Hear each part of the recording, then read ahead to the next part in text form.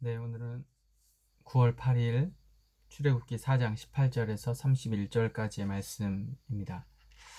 자, 우리 3장 1절에서 모세가 이제 양떼를 치려고 서쪽 광야로 이동을 해서 호렙산에 도착을 하잖아요. 그리고 나서 이제 하나님의 부르심이 있고, 하나님의 부르심 앞에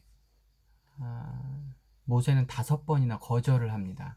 근데 결국 하나님의 이제 뜻대로 이루어지게 되고, 그리고 이제 4장 17절에 너는 이 지팡이를 손에 잡고 이것으로 이적을 행할지니라 라고 이야기하면서 끝났습니다. 이제 모세가 가게 되죠. 하나님이 이기셨어요. 그리고 나서 이제 오늘 말씀에 보니까 모세가 다시 이제 그 양떼를 데리고 장인의 집에 갑니다. 그리고 이제 여차여차해서 내가 애굽으로 가야겠다라고 이제 이야기를 하고 가족들을 데리고 이제 애굽으로 들어가게 되는 거죠. 40년 만에 애굽으로 가게 됩니다. 이제 나이가 80세가 돼서 애굽으로 가게 되죠. 근데 정말 가기 싫었을 것 같아요. 제가 봐도 진짜 가기 싫었을 것 같고, 왜냐하면 40년 동안 왕궁에서 생활을 하다 보니까 애굽이 어떤 곳인지, 또 애굽 입장에서는 이스라엘 백성들을 놓아주지 못할 거다라는 또 확신도 있었을 거고, 그러나 이제 여러 가지 이적들을 통해서 하나님이 보여주셨으니 안 갈 수는 없고 정말 울며 겨자 먹기로 뭐 가는 거죠. 그래서 이제 오늘 말씀 전체적인 뉘앙스는 전체 내러티브 안에서 약간 쉬어가는 부분이기도 하고 폭풍 전야의 고요함이기도 합니다. 왜냐하면 바로를 아직 만나기 전이니까 바로를 만나러 가는 이제 과정인 거죠. 중간.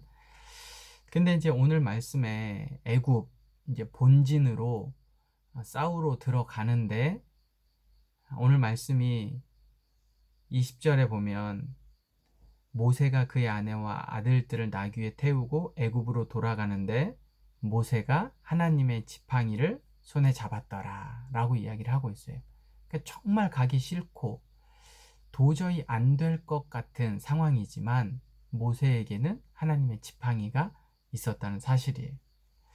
그리고 이제 전체적으로 말씀해 보면 손에 하나님의 지팡이를 들었고, 그 다음에 21절에서 23절에 보면 할 말도 아주 자세하게 이미 하나님이 다 계획을 해 놓으신 거예요. 21절에 여호와께서 모세에게 이르시되 내가 애굽으로 돌아가거든 이렇게 이제 시작하면서 23절까지 다 하나님이 할 말도 다 정해 주셨고, 그 다음에 27절에 보면 이제 아론에게 찾아가십니다. 아론에게. 그래서 27절 여호와께서 아론에게 이르시되 광야에 가서 모세를 맞으라 라고 이야기를 하고, 그 다음에 이제 모세가 아론에게 하나님이 자기에게 해준 이야기를 다 전해 줍니다. 그리고 30절에 보면 아론이 여호와께서 모세에게 이르신 모든 말씀을 전하고 그 백성 앞에서 이적을 행하니, 이제 이 내용이 전체적으로 쭉 진행이 되어 가는 과정 속에서 하나님의 계획대로 이루어져 가고 있다는 사실을 우리가 잘 알 수가 있어요.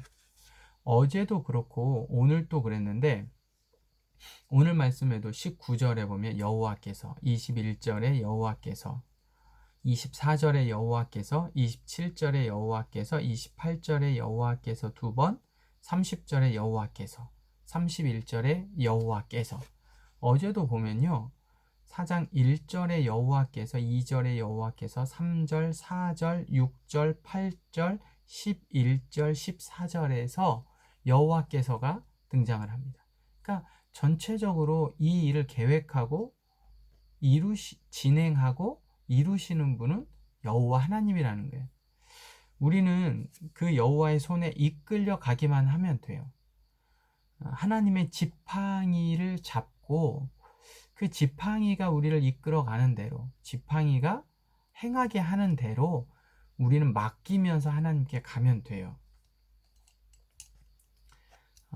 사실 우리가 생각할 때, 세상이 생각할 때 별 볼 일 없어 보이는 지팡이들이 좀 있습니다. 우리의 삶을 살다 보면 이게 뭐가 있을까? 라는 것들이 있어요. 진짜 별 볼 일 없어 보이는 것들이 있죠. 그러나 하나님은 그것으로 하나님의 일들을 행하시는 모습들을 돌아봅니다. 여기서 이제 잠깐 돌아오면 여러분 이제 혹시 궁금할 수도 있는데 24절부터 26절에 보면 이 본문의 내러티브 안에 아주 이상한 이제 내용이 나와요. 모세가 길을 가다가 숙소에 있을 때 여호와께서 그를 만나서 그를 죽이려고 하신지라. 그래서 이제 25절, 26절에 보면 십보라가 그의 아들의 표피를 베어서 이제 이런 장면이 나오거든요. 이건 역사적으로 난제입니다. 그러니까 성경 안에서 도저히 풀 수 없는 난제 중에 하나예요. 그래서 여러분 읽다가 좀 궁금하시면 저도 넘어갑니다. 이거는 난제 중에 난제다. 성경의 난제 풀 수 없는 탑 3를 고르라고 하면 그 중에 하나가 들어갈 수도 있어요. 그래서 정말 어려운 본문이다. 그래서 저는 넘어갑니다. 그래서 결론을 오늘 말씀 정리를 한번 해보자고 하면 우리에게 있는 지팡이가 뭔가, 나에게 있는 지팡이가 뭔가, 나에게 하나님이 주신 지팡이가 뭔가, 내가 어떤 하나님의 지팡이를 손으로 잡을 건가, 이거 꼭 고민해 보시길 바랍니다. 그때 당시 목자들에게는 반드시 필요한 게 지팡이였거든요. 지팡이. 근데 사실 이 지팡이는 정말 별 볼 일 없는 거예요. 어디에나 널려 있는 거죠. 오늘 우리에게, 특별히 저에게 지팡이는 뭘까? 저는 이제 달란트라고 생각해요. 각자에 주어진 달란트. 근데 세상이 볼 때 별 볼 일 없어 보이고, 나도 별 볼 일 없다고 생각했던 것들. 제가 이걸 묵상하면서 제 자신에게는 그냥 생각해 봤어요. 눈물, 애통하는 마음, 그냥 불쌍히 여기는 마음, 이게 저에게는 하나님이 주신 지팡이가 아닌가.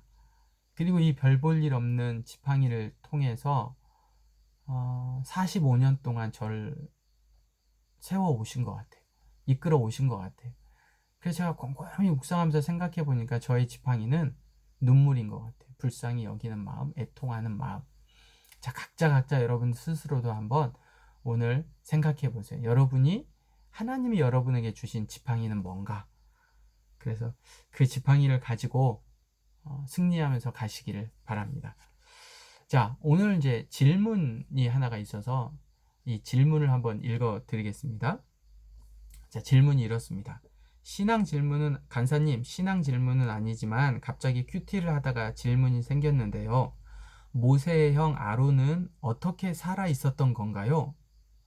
당시 바로가 아들은 다 죽이라는 명령 때문에 모세가 애굽으로 보내졌을 것인데 아론은 맏 아들이었음에도 어떻게 살아 있었는지 궁금합니다. 이게 이제 질문이에요.